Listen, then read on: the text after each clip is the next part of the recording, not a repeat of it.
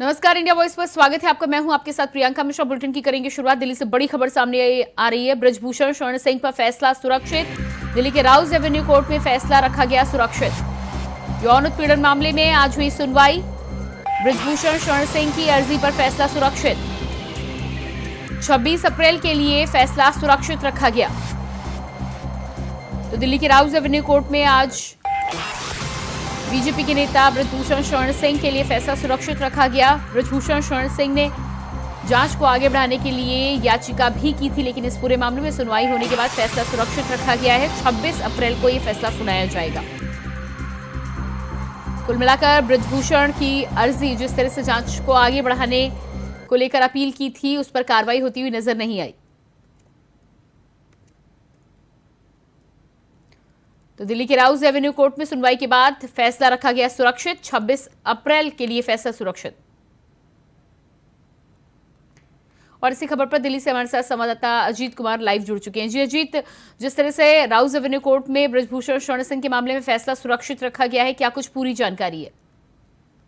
देखिए, मैं आपको बताना चाहूंगा, जैसा कि आज सुबह से ही सभी की जो निगाहें वो दिल्ली के राउज एवेन्यू कोर्ट पर आकर टिकी हुई थी, क्योंकि डब्ल्यूएफआई के पूर्व जो अध्यक्ष है ब्रजभूषण शरण, जो भाजपा से केसरगंज सीट से सांसद भी है, उनकी खिदमत पर आज फैसला होना था। जो कथित जो यौन शोषण का जो मामला है, महिला पहलवानों द्वारा यौन शोषण के आरोप में उन पर मुकदमा दर्ज हुआ, उसको लेकर के आज राउज एवेन्यू कोर्ट में सुनवाई होनी थी, जिसमें कोर्ट में काफी जो सुनवाई के बाद जो फैसला है अब सुरक्षित रख दिया है। और आने वाली 26 तारीख यानी कि 26 अप्रैल को कोर्ट इस मामले में जो है फैसला सुनाएगी। साफ तौर पर कहा जा सकता है कि अब कहीं ना कहीं ब्रजभूषण शरण की जो किस्मत का फैसला है वो 26 अप्रैल को आएगा।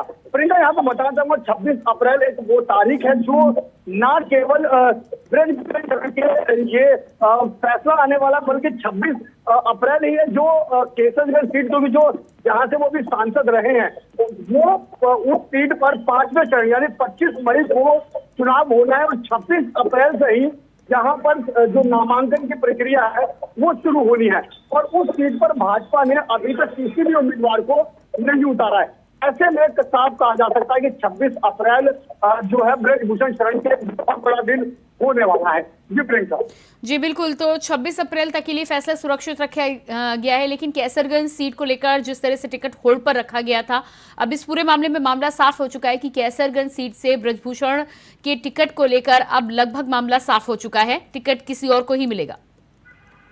बिल्कुल, देखिए प्रियंका, जिस तरीके से क्योंकि जो ये पूरा का पूरा कथित यौन शोषण का जो मामला था, इस मामले में न केवल ब्रजभूषण शरण बल्कि पूरे भाजपा की किरकिरी हुई थी। और एक बड़ा लंबा विवादित मामला जो है वो रहा। आज भी सुनवाई के दौरान ब्रजभूषण शरण अपनी सफाई में साफ रहा कि जिस दिन का जो मामला जो महिला पहलवान बताए, उस दिन वो दिल्ली में ही नहीं थे। तो इस तरीके से उन्होंने अपनी बातें रखी, लेकिन निश्चित तौर पर कहा जा सकता है कि इस पूरे प्रकरण ने भाजपा की एक बहुत बड़ी किरकिरी उड़ाने का काम किया। शायद इसी का परिणाम है कि कहीं ना कहीं जो भाजपा है वो सीट को लेकर के बहुत विचार संभावना जताई जा रही है कि जो ब्रजभूषण शरण है उनके टिकट जो है यहाँ से कट सकते हैं। हालांकि मैं आपको बताता हूँ प्रियंका, ब्रजभूषण शरण वो नाम है जो न केवल केसरगंज बल्कि केसरगंज के आसपास की लोकसभा सीटों पर भी काफी दबदबा उनका माना जाता है। और यही शायद वजह थी जिसकी वजह से भाजपा भी कहीं ना कहीं इस मुद्दे पर पूरी तरीके से चुप्पी साधे हुई थी। लेकिन अब देखना ये होगा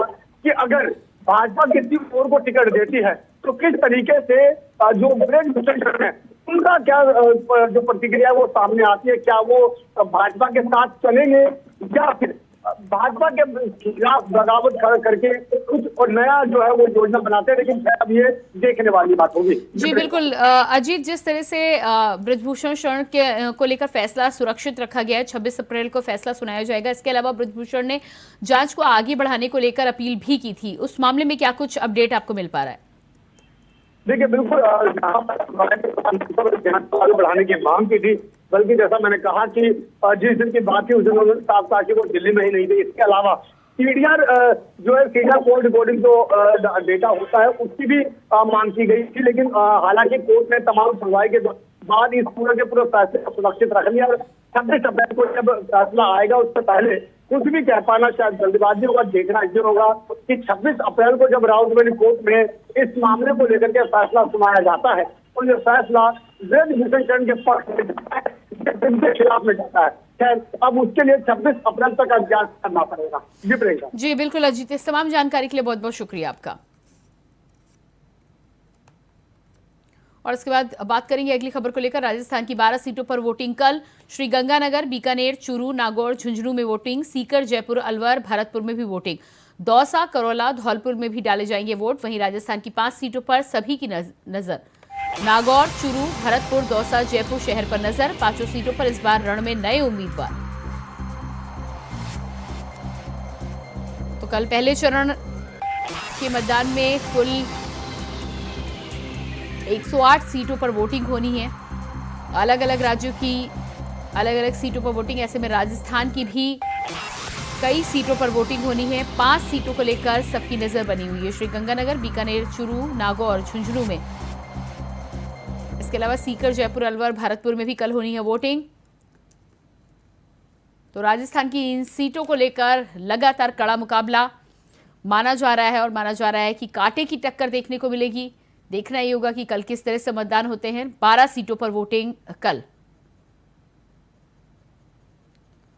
कौन मारेगा राजस्थान में बाजी? अलग अलग सीटों को लेकर, खासतौर से 5 सीटों को लेकर राजस्थान में मुकाबला कांटे का है। इन सीटों पर सभी की नजर बनी हुई है।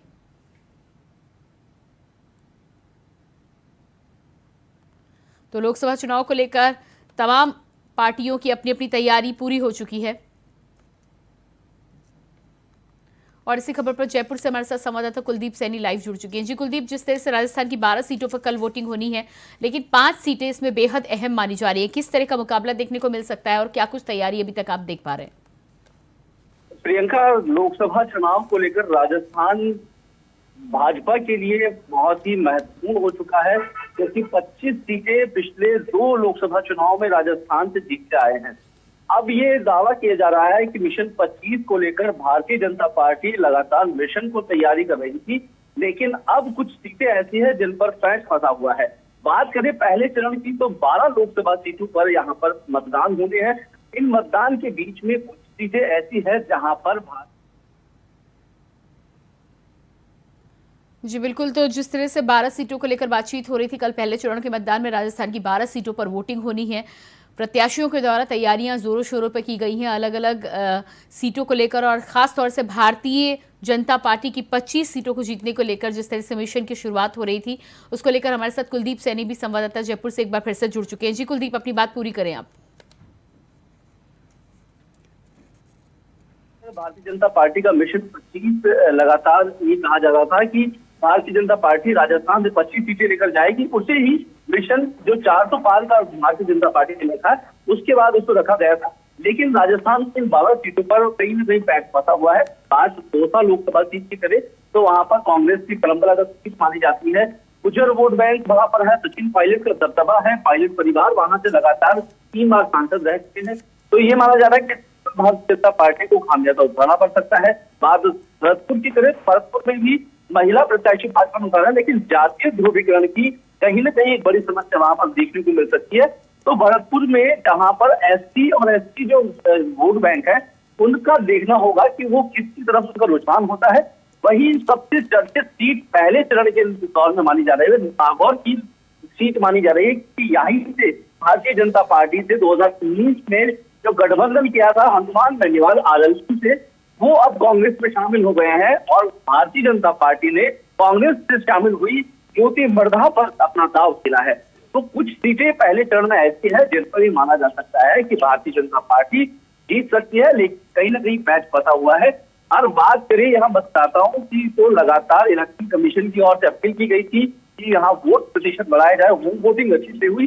कल सुबह जैसे ही मतदान की तैयारियां शुरू होगी, तो ऐसे ये माना जा सकता है कि पूरा जो वोट बैंक है और पूरा जो जीत वाला प्रतिशत है, वो वोट प्रतिशत पर ही निर्भर करेगा। क्योंकि अक्सर ये देखने को मिला है, जब जब काउंटिंग हुई है वोट के डलने के बाद में, काउंटिंग में पहले और दूसरे राउंड में कांग्रेस आगे रहती है, लेकिन आखिरकार बाद में जाकर भारतीय जनता पार्टी लीड बनाती है। तो इन 12 सीटों पर फिलहाल तक जो जानकारोों का ये मानना है कि इन सीटों पर खासतौर पर अभी भारतीय जनता पार्टी को किसी तरह का खामियाजा नहीं है, लेकिन कहीं ना कहीं कई सीटों पर भीतरघात और जाति ध्रुवीकरण की समस्या के साथ भारतीय जनता पार्टी को यहाँ कई सीटों पर नुकसान उठाना पड़ सकता है। तो वही भजनलाल शर्मा जो मुख्यमंत्री राजस्थान है वो लगातार आश्वस्त है। कल जैसे ही प्रचार प्रसार थमा, घर घर जाकर प्रत्याशी अपने लिए वोट मांग रहे हैं, लोगों से अपील कर रहे हैं। अब सोशल मीडिया एक माध्यम हो गया है, लोग वहां से भी अपना अपील देने जाते हैं लगातार। जी बिल्कुल, तो जिस तरह से 25 सीटों को लेकर आप भारतीय जनता पार्टी को लेकर बात कर रहे हैं, अभी तक भारतीय जनता पार्टी के खाते में आती हैं 5 सीटों की। खासतौर से अगर हम बात करें तो कड़ा मुकाबला देखने को मिल रहा है और कांग्रेस जिस तरह से प्रदर्शन करती हुई नजर आ रही है, मैदान में उतरती हुई नजर आ रही है, क्या लग रहा है आपको 25 सीटों को लेकर अभी तक भारतीय जनता पार्टी का जो कब्जा था वो इस बार बरकरार रहने की उम्मीद है? देखिए, भारतीय जनता पार्टी के जो मिशन 25 राजस्थान में चला रखा था उसमें जहां तक मुझे लगता है कि इस बार कुछ सीटों पर यहाँ पर नुकसान उठाना पड़ेगा, क्योंकि उन सीटों की वजह यही है कि कई जगह पर टिकट काटे गए, कई नए प्रत्याशियों को लाया गया है, कई लोग भाजपा में शामिल हुए, कई कांग्रेस में शामिल हुए। भाजपा का कुनबा जरूर बढ़ा राजस्थान में, लेकिन इसकी सबसे बड़ी समस्या यहाँ रही कि कांग्रेस की ओर से जो पिछले विधानसभा चुनाव हुए उनमें कामों को लेकर अब लोगों के बीच में जागरूकता बढ़ाई जा रही है। खुद मैदान में पूर्व मुख्यमंत्री अशोक गहलोत और सचिन पायलट युवाओं के बीच में पहुंच रहे हैं। तो कुल सीटों पर अब ये माना जा सकता है जो मिशन 25 है वो इस बार राजस्थान में पूरा साफ नहीं होता नजर आ रहा है। तकरीबन ये माना जा सकता है कि 20 से 21 सीटें भारतीय जनता पार्टी इस लोकसभा चुनाव में जीतेगी, लेकिन कांग्रेस और भी बढ़त कर सकती थी, लेकिन कांग्रेस की ओर से कई कमियां रही है। प्रचार प्रसार के अंदर खुद अशोक गहलोत अपने बेटे वैभव गहलोत के प्रचार में लगे रहे जालोर में, और ना ही कोई बड़ा नेता राजस्थान में इतनी रैलियों को लेकर आया है। कांग्रेस के खुद बड़े नेता राहुल गांधी भारत जोड़ो यात्रा, न्याय यात्राओं में व्यस्त रहे, लेकिन राजस्थान में प्रचार प्रसार को लेकर यहाँ मैनिफेस्टो जारी होना था, उसे लेकर तैयारी की गई, लेकिन वो रैलियां और जो संबोधन सभाएं थी वो काफी कम नजर आई, जिसकी वजह से माना जा सकता है कि फिलहाल राजस्थान में मोदी मैजिक चल सकता है। और कांग्रेस को जो एक तरह से खामियाजा पिछले चुनाव में भुगतना पड़ा, इस बार भी वो देखा जा सकता है कि कांग्रेस में लोगों का रुझान कम है और मोदी मैजिक को लेकर जो पिछले 2 लोकसभा चुनाव हम देख रहे हैं वो कहीं ना कहीं पैटर्न काम कर सकता है। तो भारतीय जनता पार्टी को जो प्लस पॉइंट है वो राम मंदिर वाला मुद्दा हो या फिर धारा 317 हटाने वाला मुद्दा हो, इन तमाम मुद्दों को लेकर और साथ ही हिंदुत्व को लेकर भी वोट मांगे जा रहे हैं। तो कहीं न कहीं एक भारतीय जनता पार्टी के लीड रोल में माना जा सकता है कि मोदी मैजिक के साथ साथ इन योजनाओं के साथ भारतीय जनता पार्टी बढ़त कर सकती है। जी बिल्कुल, तो जिस तरह से 12 सीटों पर 5 सीटों पर खास नजर बनी हुई है, चाहे वो भारतीय जनता पार्टी हो चाहे कांग्रेस हो, कांटे का मुकाबला देखने को मिल सकता है। पहले चरण के अलावा अगले चरणों की बात करें तो क्या कुछ स्थिति आप देख पा रहे हैं? देखिए, जब दूसरे चरण की हम बात करते हैं 26 अप्रैल को यहाँ पर मतदान होने हैं, लेकिन उन बची हुई सीटों में सबसे महत्वपूर्ण जो सीट है वो बाड़मेर लोकसभा सीट है, बाड़मेर जैसलमेर बालोतरा सीट। इस सीट को लेकर ये पेचीदा मामला फंसा हुआ था। खुद नरेंद्र मोदी उस सीट पर अपनी जनसभाएं कर चुके हैं। कांग्रेस ने अपने उम्मीदवार उतारा, लेकिन निर्दलीय से ताल ठोक दी शिव विधायक रविंद्र सिंह भाटी ने, और भाटी युवाओं के दिलों में राज करते हैं और ये हमने विधानसभा चुनाव में भी देखा। और इस सीट पर यह माना जा रहा है कि इस बार ना करते हुए पूर्व केंद्रीय मंत्री रहे यहाँ पर कैलाश चौधरी को हार मिल सकती है। भारतीय जनता पार्टी से अलग हुए हैं रविंद्र सिंह भाटी, यहाँ पर कोशिश की यहाँ पर भारतीय जनता पार्टी ने मनाने की, लेकिन उसके बावजूद भी कुछ बातों पर लेकर उनका पैच नहीं पड़ा। इसके बाद अब ये माना जा सकता है कि जल्द ही जो बाड़मेर लोकसभा सीट है, जैसलमेर है, इन सीटों पर भारतीय जनता पार्टी को खामियाजा उठाना पड़ सकता है। इसके अलावा हम बात करें जोधपुर, जो केंद्रीय जल शक्ति मंत्री गजेंद्र सिंह शेखावत की सीट है, यहाँ से भी उनको खामियाजा उठाना पड़ सकता है। लेकिन स्थानीय लोगों का मुद्दा और स्थानीय लोगों का विरोध यहाँ पर देखने को मिला है। तो ये माना जा सकता है कि बची हुई जो सीटें हैं उन पर अब भारतीय जनता पार्टी यहाँ पर भी कुछ सीटों पर पीछे जाएगी, और मिशन 25 जो लेकर चल रही है भारतीय जनता पार्टी, उस 25 को लेकर कहीं ना कहीं अब ये माना जा सकता है कि जो मिशन है वो कहीं ना कहीं धुंधला नजर आ रहा है। और जैसे ही मतदान खत्म होंगे, ये भी माना जा रहा है कि वोट प्रतिशत ही अब भारतीय जनता पार्टी को लीड मिला दे सकता है, क्योंकि विधानसभा चुनाव में भी ऐसा हुआ, जैसे वोट प्रतिशत बढ़ा और भारतीय जनता पार्टी की बढ़त भी बढ़ी। जी बिल्कुल, इस तमाम जानकारी के लिए बहुत बहुत शुक्रिया आपका। और इसके बाद बात करेंगे अगली खबर को लेकर। रांची से अगली खबर सामने आ रही, जमीन घोटाले मामले में 4 गिरफ्तार, अतु तिर्की समेत 4 अभियुक्त गिरफ्तार। ईडी ने चारों आरोपियों को किया गिरफ्तार। कोर्ट ने सभी आरोपियों को हिरासत में भेजा। 4 दिन की न्यायिक हिरासत पर भेजे गए आरोपी रांची से इस वक्त की अहम जानकारी। अतुल तिर्की समेत 4 अभियुक्त गिरफ्तार। कोर्ट ने सभी आरोपियों को हिरासत में भेजा। 4 दिन की न्यायिक हिरासत में भेजे गए आरोपी। ईडी ने चारों आरोपियों को किया गिरफ्तार। ईडी ने चारों आरोपियों को किया गिरफ्तार।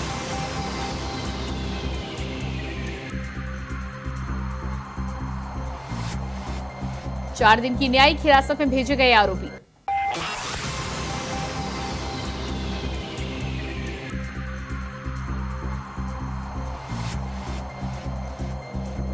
जमीन घोटाले मामले में 4 आरोपियों को किया गया गिरफ्तार। अतुल तिर्की समेत 4 अभियुक्त गिरफ्तार। कोर्ट ने 4 दिन की न्यायिक हिरासत पर भेजा। ईडी ने चारों आरोपियों को किया गिरफ्तार।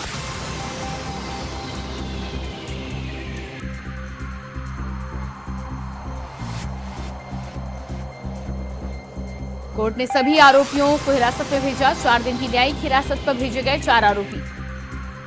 तो जमीन घोटाले मामले में लगातार ईडी की कार्रवाई जैसे जैसे आगे बढ़ रही है वैसे ही गिरफ्तारियां भी बढ़ रही हैं। 4 अन्य लोगों को ईडी ने गिरफ्तार किया है, जिसको लेकर कोर्ट में पेश किया गया था। कोर्ट ने चारों आरोपियों को न्यायिक हिरासत में भेजा है।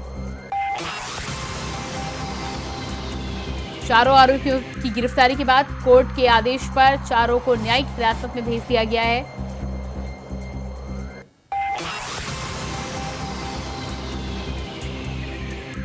चार दिन की न्यायिक हिरासत में भेजे गए आरोपी। जमीन घोटाले मामले में ईडी की कार्रवाई के बाद आरोपियों को किया गया गिरफ्तार।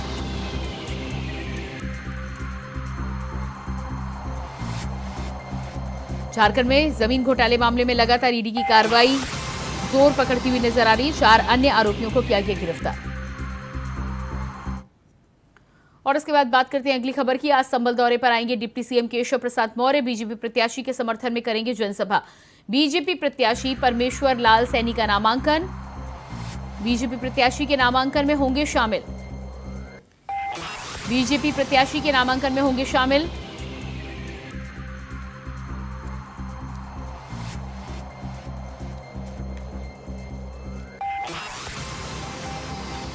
बीजेपी प्रत्याशी परमेश्वर लाल सैनी का नामांकन। डिप्टी सीएम केशव प्रसाद मौर्य नामांकन के मौके पर रहे मौजूद। आज संभल दौरे पर पहुंचेंगे डिप्टी सीएम केशव प्रसाद मौर्य। लगातार उत्तर प्रदेश की 80 सीटों पर भारतीय जनता पार्टी के तमाम नेता मुख्यमंत्री योगी आदित्यनाथ से लेकर दोनों ही डिप्टी सीएम लगातार दौरे करते हुए नजर आ रहे हैं।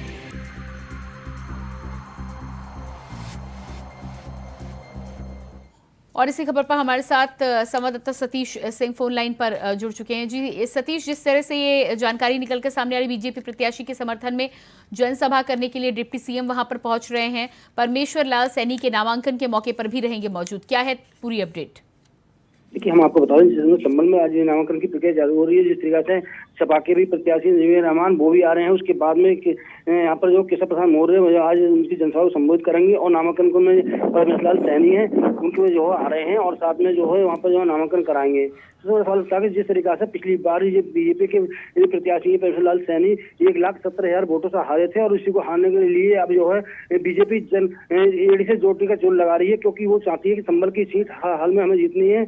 और इसी को लेकर के जो हर प्रत्याशी यहाँ पर जो भी आ रहे हैं, जिसने प्रत्याशी है कि जो है नामांकन के लिए प्रक्रिया चालू हुई है, उसी को लेकर एक जनसभा रखी गई है। जनसभा में केशव प्रसाद मौर्य जो है 12 बजे का समय रखा गया कि 12 से 12:30 बजे के बीच में आएंगे। पहले जनसभा को संबोधित करेंगे, उसके बाद में नामांकन कराएंगे। इसी को लेकर बताएं, आपको जानकारी मिली है कि वहाँ पर उसके बाद में जो है कुछ 27 से 28 तारीख को योगी जी का भी आने का दौरा बताया जा रहा है। जी बिल्कुल। तो जिस तरह से योगी जी का दौरा भी जानकारी मिल रही है, जनसभा को लेकर बात की जाए तो कितनी संख्या में भीड़ उमड़ेगी और क्या कुछ तैयारियां की गई हैं?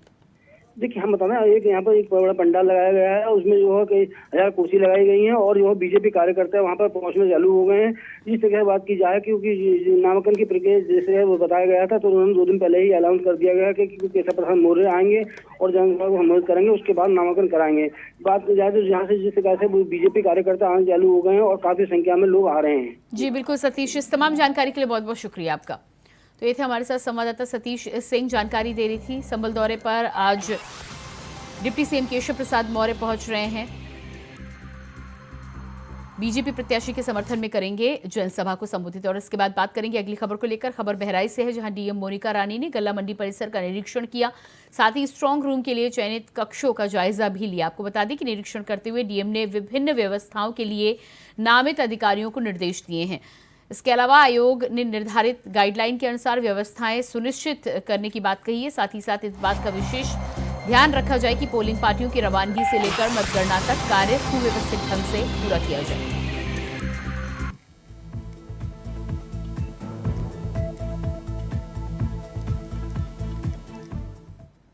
के अंतर्गत जो है 56 बहराइच के अंतर्गत कल 18 तारीख से नामांकन शुरू होना है और नामांकन 25 तारीख तक लिए जाएंगे। 26 तारीख को स्क्रूटनी होगी और 29 तारीख को विड्रॉल होना है।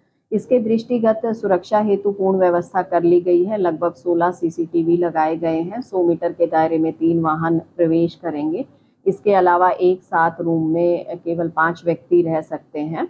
इसके विषय में पॉलिटिकल पार्टीज के साथ में बैठक भी कर ली गई है। उन्हें नियमों के विषय में अवगत करा दिया गया है तथा इसमें जो भी नामांकन प्राप्त होंगे उसकी उसी दिन जो है एनकोर पर फीडिंग की जाएगी। इसके विषय में भी कंप्यूटर इत्यादि की व्यवस्था जो है पूर्ण रूप से कर ली गई।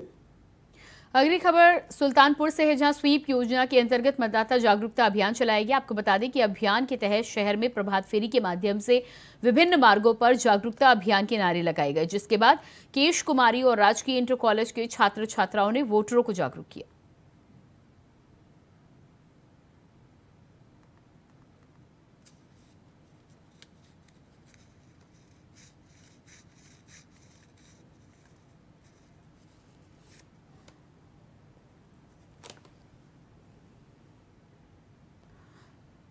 तो प्रशासन के द्वारा स्वीप अभियान की शुरुआत की गई है, जहां पर भारत निर्वाचन आयोग ने इस कार्यक्रम की शुरुआत की। मतदाताओं से भारी संख्या में मतदान करने की अपील करते हुए लोगों के बीच पहुंचकर मतदान की अहमियत को समझाने का प्रयास किया है। इस पूरे कार्यक्रम में बच्चों से लेकर क्षेत्र के तमाम लोगों ने इस कार्यक्रम में हिस्सा लिया।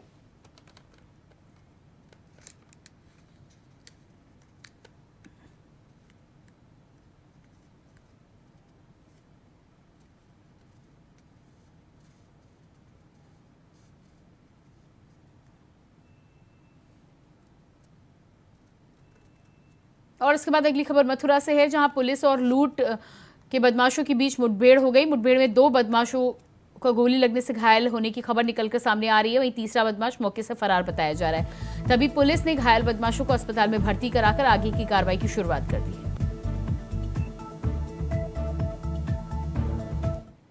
पर मथुरा रोड पर एक स्कूटी सवार महिला जा रही थी, तो उसको धक्का मार के बदमाशों ने उसे पर्स छीन लिया था। उस पर्स में कुछ सामग्री थे।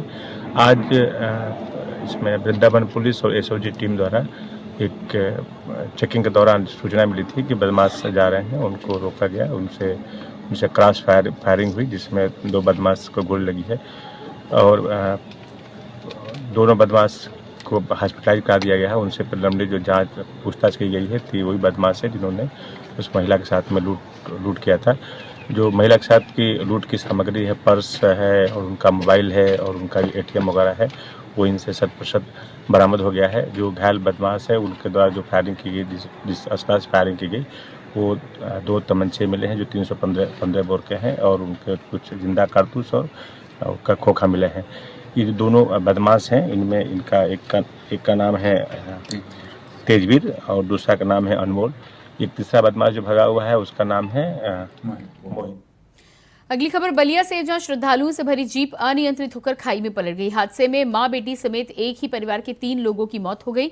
3 लोग गंभीर रूप से घायल बताए जा रहे। तो वहीं हादसे के बाद जीप चालक मौके से फरार हो गया। सूचना मिलते ही मौके पर पहुंची पुलिस ने घायलों को अस्पताल में भर्ती कराकर शव को कब्जे में लेकर पोस्टमार्टम के लिए भेज दिया है।